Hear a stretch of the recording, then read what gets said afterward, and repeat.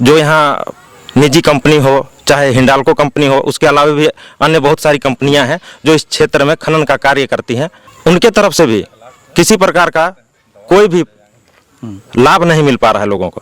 उनके द्वारा बोल दिया जाता है कि हम अपने CSR मद से इस तरह के कार्य कर दे रहे हैं जो यहाँ के लोगों को उत्थान की ओर ले जा रहा है, विकास की ओर ले जा रहा है, पर यह सब सिर्फ दिखावे का, सिर्फ बातों पर ही सीमित रह गई। इस राज्य के जितने भी खनन प्रभावित इलाके हैं उस जिले के तमाम जिलों को, चाहे बोकारो धनबाद की बात करें या फिर आप आ जाइए इधर गुमला या लोहरदगा की, इन तमाम डीसीओं पे जांच होना चाहिए। इससे पहले वाले भी डीसी पे, इस पे क्यों, क्योंकि सवाल उठता है कि DMFT फंड का पैसा जा कहाँ रहा है, ये सोचने वाली बात है। DMFT का पैसा से आप देखिएगा, यहाँ आप घाघरा प्रखंड देख लीजिए, चाहे बिशनपुर प्रखंड देख लीजिए, हम लोग तो यही नजदीक में है, तो हम लोग यहाँ देखते हैं कि ब्लॉक के आसपास का जो PCC सड़क है उसका निर्माण किया जा रहा है, COBDO के लिए जिम खाना खोला जा रहा है, और तमाम से ऐसी बातें हैं जो कार्यालय, जैसे कोई थाना है तो उसको अगर प्याऊ का सुविधा है, ये नहीं है तो वहाँ पर उसके लिए प्याऊ का व्यवस्था किया जा रहा है। मतलब जो व्यवस्था आपको ग्रामीणों को देना चाहिए वो चीज़ आप अपने कार्यालय के समीप कर रहे हैं। गुमला जिला में जो goat meat cutting, goat meat selling और गोट रखने का शेड है ना, ये सब बनाते हैं ये लोग इस पैसा से, तो ये सब तो उचित नहीं है। मेन है कि ग्रामीण को जो पैसा मिलना चाहिए, ग्रामीण जहाँ खनन क्षेत्र है वहाँ डेवलपमेंट करना चाहिए, लेकिन ये लोग अपने नजदीकी इलाके में डेवलप करते हैं। आप देखिएगा ज्यादातर विधायकों के माध्यम से जो भी योजना का नाम गया है उनका बस वही कार्य हुआ DMFT से। उनको करना चाहिए था अपना विधायक मद से काम, वो काम भी वो DMFT पद से किए हैं। यहाँ जो शिक्षा का व्यवस्था है ना तो DMFT फंड से बढ़िया से हो रहा है, ना CSR फंड से बढ़िया से हो रहा है। अगर दोनों ही फंड से बढ़िया से होता तो हमारे बच्चों को 25 से 30 किलोमीटर जाना नहीं पड़ता। हाँ, कुछ दिन पहले की घटना है, कुछ बच्ची के साथ छेड़छाड़ हुआ, पर लोक लाज के डर से ना बच्चियां अपना जो भी होता है बता नहीं पाती है, शोषण जो भी होता है उसके साथ में उसको वो बता नहीं पाती है, क्योंकि आदिवासी समाज है, आदिम जनजाति बहुल क्षेत्र है और लोकलाज का डर किनको नहीं होता है। जोहार आप सबों ने, आपने देखा होगा कि कल एक हमने वीडियो चलाया था जिसमें घुघरू पाट और सेरेंगदाग की जो एक घटना थी, जिसमें जिक्र किया गया था कि उस इलाकों में महज 15 से 20 सालों से भी ज़्यादा बॉक्साइट की खनन हो रही है। लेकिन जब बॉक्साइट की खनन हो रही है उसके बहुत सारे नियम हैं, CSR जैसे फंड भी मिलते हैं, तमाम चीज़ें को प्रक्रियाएँ हैं। लेकिन एक सोच लीजिए, आज़ादी के 79 साल बाद और राज्य अलग होने के 25 सालों के बाद आज घुघरू पाट के लोग 25 किलोमीटर की दूरी तय करते हैं, तब जाके वो घाघरा के मुख्य रोड को प्राप्त करते हैं।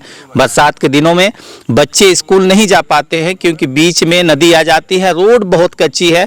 आम दिनों में भी आप जाके देखिएगा, जिस तरह से आपने वीडियो में देखा, कितनी मुश्किलें हालात हैं वहाँ पे कि एक नॉर्मल इंसान के लिए वहाँ पे जीना बद से बदतर है। एक पहाड़ी इलाके पे रहना, फिर आना, फिर एक हाट बाजार जाना, तमाम चीज़ों की परेशानियां हैं। लेकिन सबसे अहम सवाल उठता है उस कंपनी पे, उस हिंडाल्को कंपनी पे सवाल उठता है, उस तमाम अधिकारियों पे सवाल उठता है, उस क्षेत्र के विधायक पे सवाल उठता है कि आज तक उस आदिवासी बहुल इलाकों में जहाँ पे असुर जनजाति से लेकर उरांव समाज के लोग रहते हैं, लेकिन वहाँ विकास तो अभी तक पहुँचा नहीं। क्या कारण है, क्या रीज़न है? हमारे साथ एक युवा साथी हैं जो इस क्षेत्र में सामाजिक कार्य भी करते हैं और साथ में अपनी स्टडीज़ भी करते हैं, लोगों को जागरूक भी करते हैं। अच्छा, क्या कारण है कि अभी तक लोगों के पास तमाम चीज़ होने के बावजूद भी उस क्षेत्र में अभी तक विकास नहीं हो पाया है? सबसे पहले तो आप सभी को मेरा जोहार। उस क्षेत्र में विकास नहीं होने का कारण है कि वहाँ के जो ग्रामीण है ना वो अशिक्षित हैं, और अशिक्षित होने के कारण वो अपनी जो भी आवश्यकताएं हैं, उनकी जो मूलभूत आवश्यकताएं हैं और जो उनको सरकार के माध्यम से और कंपनी के माध्यम से मिलनी चाहिए वो उनसे अवगत नहीं है, जिसके कारण उन्हें कोई भी सुविधा उपलब्ध नहीं हो पाती हैं। पहला बात तो सरकार के माध्यम से बहुत सारी विभिन्न योजनाओं में आप देखिएगा आदिम जनजाति, विशेषकर आदिम जनजाति के लिए कई तरह की योजनाएं उनके विकास के लिए चलाई गई हैं, और आदिवासी बहुल क्षेत्र है तो उसके लिए भी बहुत सारी योजनाएं चलाई गई हैं, पर वो यहाँ के धरातल तक पहुँच नहीं पाई हैं। सभी लोग उस सुविधा से वंचित हैं, और जो यहाँ निजी कंपनी हो, चाहे हिंडाल्को कंपनी हो, उसके अलावा भी अन्य बहुत सारी कंपनियां हैं जो इस क्षेत्र में खनन का कार्य करती हैं, उनके तरफ से भी किसी प्रकार का कोई भी लाभ नहीं मिल पा रहा है लोगों को। बस उनके द्वारा बोल दिया जाता है कि हम अपने CSR मद से इस तरह के कार्य कर दे रहे हैं जो यहाँ के लोगों को उत्थान की ओर ले जा रहा है, विकास की ओर ले जा रहा है, पर यह सब सिर्फ दिखावे का, सिर्फ बातों पर ही सीमित रह गई हैं। मैंने पहले भी अपने चैनल में बताया था कि इस राज्य के जितने भी खनन प्रभावित इलाके हैं उस जिले के तमाम जिलों को, चाहे बोकारो धनबाद की बात करें या फिर आप आ जाइए इधर गुमला या लोहरदगा की, इन तमाम डीसीओं पे जांच होना चाहिए। इससे पहले वाले भी डीसी पे, इस पे क्यों, क्योंकि सवाल उठता है कि DMFT फंड का पैसा जा कहाँ रहा है। ये सोचने वाली बात है। मैं उसी मुद्दे पे आता हूँ। अच्छा, DMFT और CSR क्या होता है और कितना महत्व रखता है विशेषकर खनन प्रभावित इलाकों के लिए? भारत सरकार की तरफ से 2016 के आसपास, हाँ 2016 ही बोल दिया जाए, तो PMKKY मतलब प्रधानमंत्री खनिज कल्याण क्षेत्र योजना का आरंभ किया गया। हमारे क्षेत्र में भी, मतलब जिस झारखंड के जितने भी खनिज प्रभावित क्षेत्र हैं, जितने भी जिले में खनिज प्रभावित खनन जहाँ कार्य होते हैं, सभी में इसके तहत DMFT फंड का एक ये ट्रस्ट का गठन किया गया। अच्छा, होता क्या है DMFT का फुल फॉर्म क्या है, ये संचालन कैसे होता है और आम नागरिकों को इससे कैसे फायदा होगा, उसकी पूरी प्रक्रिया को बतलाएं।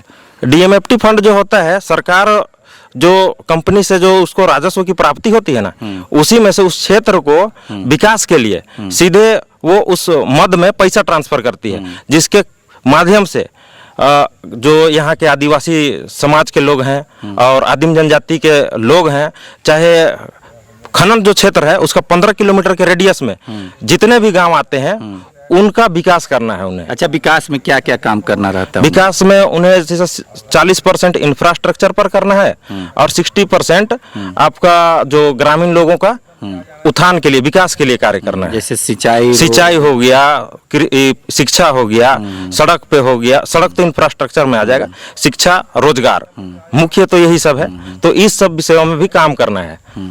और देखा जाए इस क्षेत्र में आप 2 दिन से घूम रहे हैं ना, CSR के माध्यम से ये सब भी काम होना है, पर CSR के माध्यम से भी ये काम नहीं होता है और न ही DMFT के माध्यम से भी ये काम नहीं होता है। अच्छा, ये दोनों पैसा ये तो समझ गए कि जिला खनन फाउंडेशन ट्रस्ट DMFT CSR, तो वो तो डायरेक्ट आम लोगों को पैसा तो नहीं देंगे, लेकिन वो पैसा का विकास का जो कंपनी देगी, गवर्नमेंट को देगी, जो टैक्स आएगा, तो वो पैसा किसके पास जमा होगा, किसके माध्यम से वहां पे विकास काम होगा? देखिए, जो DMFT है ना, जो ट्रस्ट बनाया गया है, उसमें 2 तरह का निकाय बनाया गया है। तो एक जिसमें प्रशासन के अधिकारी रहेंगे सिर्फ, और एक में आपके जनप्रतिनिधि और प्रशासन के अधिकारी दोनों रहेंगे। तो जब भी कोई योजना आता है तो उसके लिए जिला में एक बैठक का आयोजन किया जाता है, जिसका संचालन DDC या DC के माध्यम से होता है। फिर वहीं पर जो भी जिस क्षेत्र में जैसे खनन का कार्य हो रहा है, तो उस क्षेत्र में जो भी योजना को लागू करना है तो उसके लिए प्रस्ताव पारित किया जाता है कि फलना काम कराया जाएगा। और उसके बाद यहाँ जनप्रतिनिधियों से भी सलाह लिया जाता है, बल्कि जनप्रतिनिधियों से सलाह तब लिया जाना चाहिए जब ग्राम सभा हो, और ग्राम सभा से जो योजना प्रस्तावित हो और जनप्रतिनिधि के पास जाए, तब जनप्रतिनिधि उसे DC के पास बात रखेंगे उस बैठक में, और उसके बाद वो योजना पास होना है। पर ऐसा नहीं होता है। DMFT का पैसा से आप देखिएगा, यहाँ आप घाघरा प्रखंड देख लीजिए, चाहे बिशनपुर प्रखंड देख लीजिए, हम लोग तो यही नज़दीक में है। तो हम लोग यहाँ देखते हैं कि ब्लॉक के आसपास का जो PCC सड़क है उसका निर्माण किया जा रहा है, CO BDO के लिए जिम खाना खोला जा रहा है, और तमाम से ऐसी बातें हैं जो कार्यालय, जैसे कोई थाना है तो उसको अगर प्याऊ का सुविधा है, ये नहीं है, तो वहाँ पर उसके लिए प्याऊ का व्यवस्था किया जा रहा है। मतलब जो व्यवस्था आपको ग्रामीणों को देना चाहिए वो चीज़ आप अपने कार्यालय के समीप कर रहे हैं। आप चैनपुर में जाके देखिए, चैनपुर का आप SDO कार्यालय देखिए, उसके समीप का जो कार्य हुआ है। आप यहाँ goat meat cutting, goat meat selling, ये सब का ये लोग गुमला जिला में, गुमला में जो goat meat cutting, goat meat selling और गोट रखने का शेड है ना, ये सब बनाते हैं ये लोग इस पैसा से। तो ये सब तो उचित नहीं है। मेन है कि ग्रामीण को जो पैसा मिलना चाहिए, ग्रामीण जहाँ खनन क्षेत्र है वहाँ डेवलपमेंट करना चाहिए, लेकिन ये लोग अपने नजदीकी इलाके में डेवलप करते हैं, ऑफिस के आसपास। अच्छा, इसमें विधायक और सांसद का क्या भूमिका रहता है? इसमें विधायक और सांसद का कहा जाए तो उनके द्वारा जो भी योजना प्रस्तावित किया जाता है, तो जनपर ये ग्राम सभा के माध्यम से इनके पास सूचना जाना चाहिए, पर वो तो जाता है कि नहीं जाता है नहीं पता। आप ग्रामीण से कल पूछ ही लिए होंगे कि उनका क्या होता है सिस्टम, उसको वो लोग अपने माध्यम से दे देते हैं या ग्राम सभा के माध्यम से, ये तो ग्रामीण ही बताएं आपको। कल आप सुने भी कि यहाँ के क्या करते हैं जनप्रतिनिधि उनको।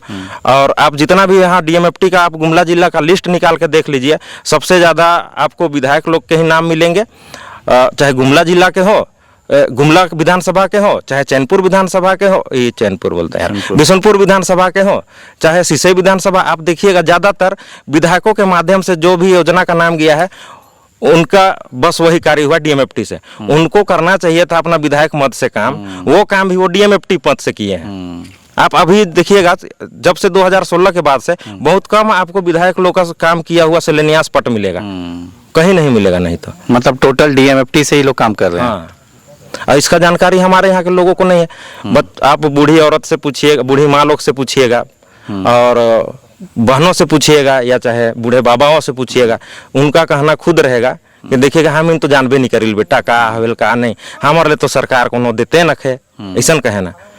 तो ऐसा बात है, तो उनको अशिक्षा का अभाव के कारण वो नहीं जानते हैं कि आपका अधिकार क्या है, आपका हक क्या है। आप यहाँ सड़क कल देख ही रहे होंगे, कल और परसों दोनों दिन आप लोग देखे, और उसके बाद फिर आप लोगों को पता चला ही होगा, यहाँ घुघरू पाट का सड़क देखे आप, फिर आप इधर से रेंगदाग माइंस के तरफ का पाट का सड़क देखे आप।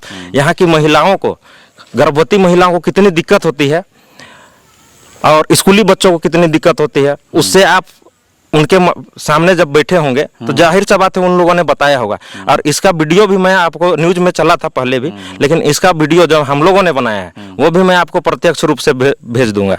ये जो सड़क जो है ना, ये लाल रंग ना बॉक्साइट के कारण नहीं दिख रहा है, इसका रंग रंगा हुआ है लाल, इसलिए क्योंकि यहाँ हमारे बूढ़े माँ बाप और गर्भवती माताएं बहनें और उनकी खून से यह सड़क लाल रंग दिख रहा है। सड़क में जैसे कोई वृद्ध व्यक्ति है ना, कुछ दिन पहले का ही घटना बता रहा हूँ मैं, 1 साल पहले का घटना है, 8-9 महीना पहले का घटना है।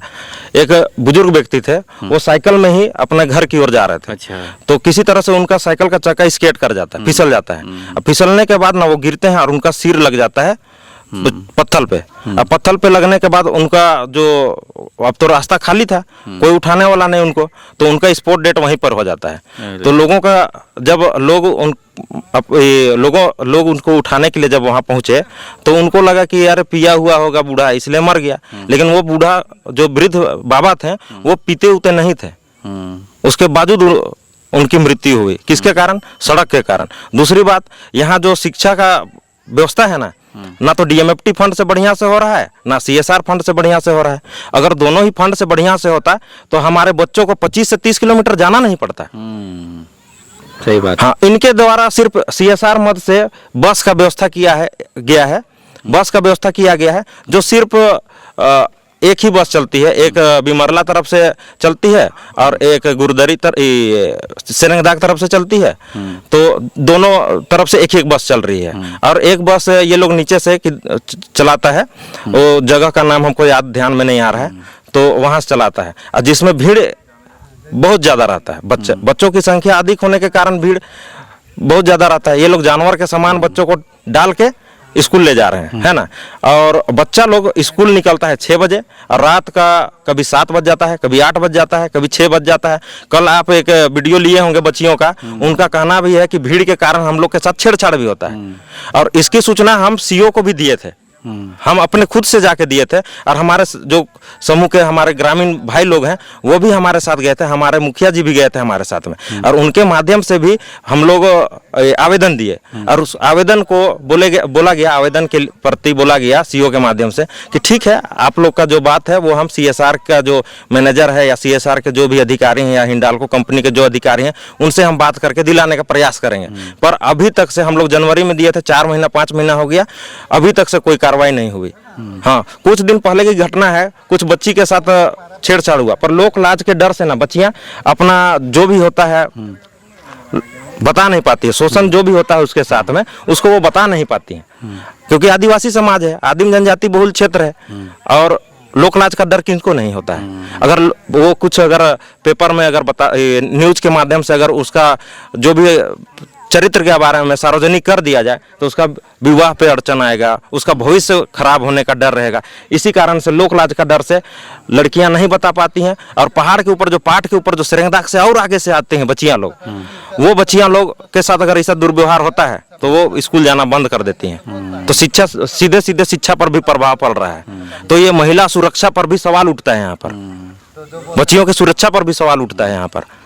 आप सुन रहे थे, ये सूरज हैं, सूरज नायक जी हैं, जो छात्र आंदोलन से रहे हैं और अभी फिलहाल अपने गुमला विशेष क्षेत्रों में अपने लोगों को जागरूक कर रहे हैं। विशेषकर ये सोचने वाली बात है कि जिस राज्य की कल्पना की जाती है, जो राज्य 40% खनिज निर्यात करता है पूरे एशिया में और अपने नाम का डंका बजाता है, लेकिन उसके घर में लोग जो बरसात के दिन हो चाहे आम दिन हो, उनको हॉस्पिटल ले जाने के लिए एम्बुलेंस तक नहीं पहुंच पाती है। आप कई महीनों पहले भी देखे होंगे कि एक बुजुर्ग महिला की मौत हो गई थी, खटिया पे लेके जाया जा रहा था। तो सोचिए, जो राज्य हजारों करोड़ रुपया दे रहा है पूरे देश को, उस राज्य के जो मालिक हैं, विशेषकर आप सोचिए आदिवासी समाज जो इस देश का मूल मालिक है, माननीय सुप्रीम कोर्ट का कहना है कि इस देश का प्रथम नागरिक मूल मालिक आदिवासी है, उसके साथ किस तरह से यहाँ के तमाम अधिकारी की बात करें या सफेद पोश की बात करें, किसी से छुपा नहीं है।